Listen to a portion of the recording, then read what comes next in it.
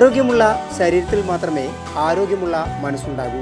ഇക്കാര്യം യാഥാർത്ഥ്യമാക്കാനുള്ള നീക്കത്തിലാണ് ഡൽഹി സർക്കാർ.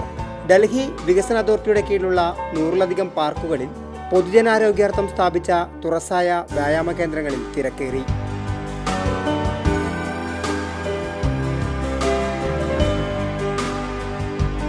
ജിമ്മിൽ എയർ വാക്കേഴ്സ്, സിറ്റപ്പ് ബെഞ്ചുകൾ, air swing, stair steppers, pull up ചെയറുകൾ, പാരലൽ ബാർസ് തുടങ്ങി എല്ലാ തരത്തിലുള്ള വ്യായാമ ഉപകരണങ്ങളുമുണ്ട്.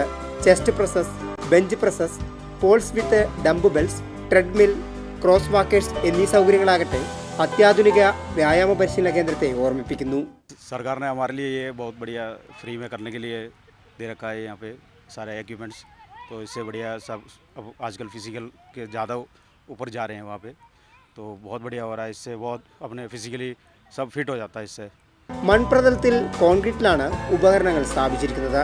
തുറസായ സ്ഥലത്തായതിനാൽ എളുപ്പം കേടുവരുമെന്നതിനാൽ പ്രത്യേകം പെയിന്റ് അടിച്ച് സംരക്ഷിച്ചിരിക്കുന്ന ഉപകരണങ്ങൾ വാട്ടർ പ്രൂഫാണ്.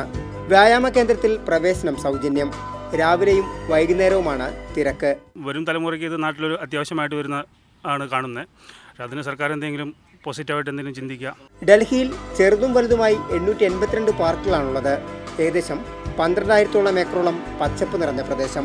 പാർക്കുകളുടെ പരിപാലനത്തിനായി പ്രതിവർഷം 300 കോടിയാണ് ചെലവ്.